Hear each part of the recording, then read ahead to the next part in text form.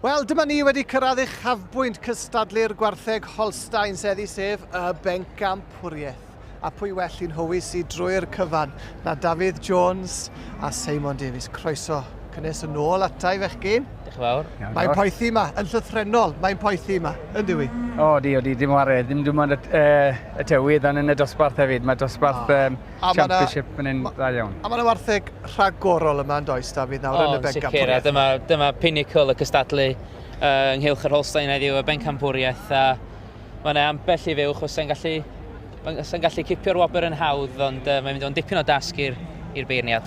A der i ni sgwrsio am y fywch yna, am o'n i yn y Pencampwriaeth yma, dwi'n iawn i weid hynny, Simon? Rhif 34 fyna. Fywch Robert Butterfield, pedwerydd llo.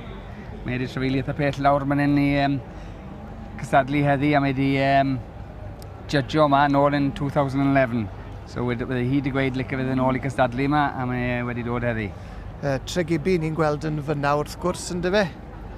Mae honna wedi cael sioe lwyddiannus iawn heddi yn barod fel maen nhw i gyd ac yn edrych yn addawol iawn, ond nôl at Mr Butterfield fyna nawr.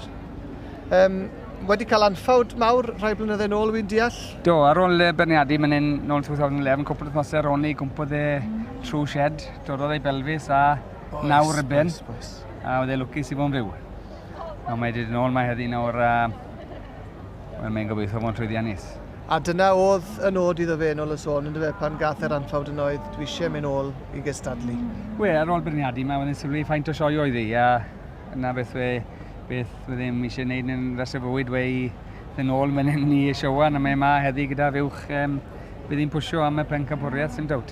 Be ti'n feddwl o hon, David, y fywch yna? Mae hon yn fywch arbennig ac yn testament iawn i'r bryd. Mae'n fywch fawr, mae'n fywch agored a hir, ac di'r pwrs yna'n symud o gwbl na chdi. Mae o'n dyn ar y corff ac yn gwneud ei gwaith yn dda. Mae lleoliad y tethi hefyd yn dod fewn iddi, wy'n deall Simon ar y pwynt yma, dwi? Di. Mae bob uwch sy'n mewn man hyn nawr. Mae popeth yn spot on arno nhw, a dim ond sim lot mynd i fod rhent y tri fywch, yr ail, trydydd a pedwerydd llo, pwy ffordd mae'n mynd i fynd. Maen nhw'n agos ofnadw. Maen nhw gyd lle dweud on ffwm. Mae John Garnett wedi wneud i benderfyniad, dwi'n meddwl, a mae'n barod i fynd ati nawr i anerch y dorf enfawr sydd yma yn gwylio'r cyfan, a fydd hi'n ddifyr nawr i glywed i sylwadau fe cyn i fe fynd ati i daro i Pencampwriaeth eleni. Felly dyma'r beirniad, Mr John Garnett.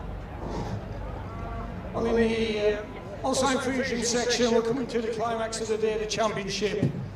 And you look at these four cows I've pulled out in the middle of the four cows I'm going to choose from today. We start off with a heifer who already won the junior championship. It was a heifer that quite simply won the heifers by 1,000,000 miles. It's a wonderful heifer and a true exhibit of breed. I'm not going to talk through the cows, else I'll give too much of a game away. But if you look at these cows, they've got style, they've got angularity, they've great hard top lines. Above all else, they walk out on great sets of feet and legs and mammy systems right underneath them. And width for Voda and carrying the milk high and wide. To all the exhibitors today, I thank you so much. It is a centenary show, and you've done this show and this wonderful nation of Wales proud today. So if everyone puts their hands together and just thanks all these exhibitors, please.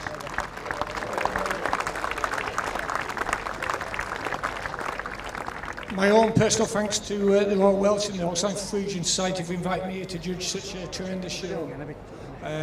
This day will live along in my memory, so thank you very much. So I'm going to go out now and shake the hand of the guy that I think has the best cow in this field. I'm sure I won't agree with everybody, but it's every man's decision. And you'll see these cows throughout this summer, and they'll likely do battle again throughout, either at Telford or wherever. But it's all judged on the day, and it's how I see them. Wel, ardderchog, pwy sy'n mynd â hi i le mae Pencampwriaeth yr Holstein yn mynd? Mae'n edrych yn sogel yr ail o.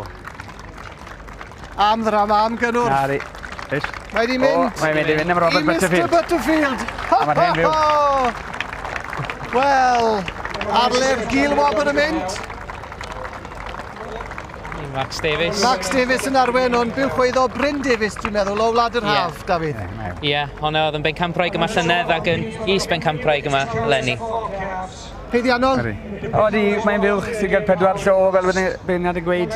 Ti'n bod, amser mae'r dosbarth yn dyn, mae fywch sy'n cario llo arall, wedi cael llo arall, mae'n cario chader mor uchel. Mae'n fywch mor hir. Dyna hi, ynddo fe? Dyna hi, ni'n gweld y hyd wyt ti'n sôn am yna, Simon? Mae'n fywch eithriadol, David. Yndi, mae'n anhygol. Ac wedi gwneud, mae'r arddangoswr wedi gwneud job da o'i throi allan yma heddiw yn edrych ar ei gorau. Ac yn glod mawr i fo ac i'r bryd Holstein hefyd. Wel, tipyn o sioi, mae'r dosbarthiadau wedi bod yn ardderchog a wedi bod yn uchel tu hwnt o ran y safon, Simon, yn do? Wel, ni wedi ffili dod eleni achos ein ysgwyddi, ond dwi eitha fawr clywed da fi gartre fo'n onest ar safon sydd wedi bod yma heddi, mae'n ardderchog. A welwn ni'r fywch ma fori to? Nei.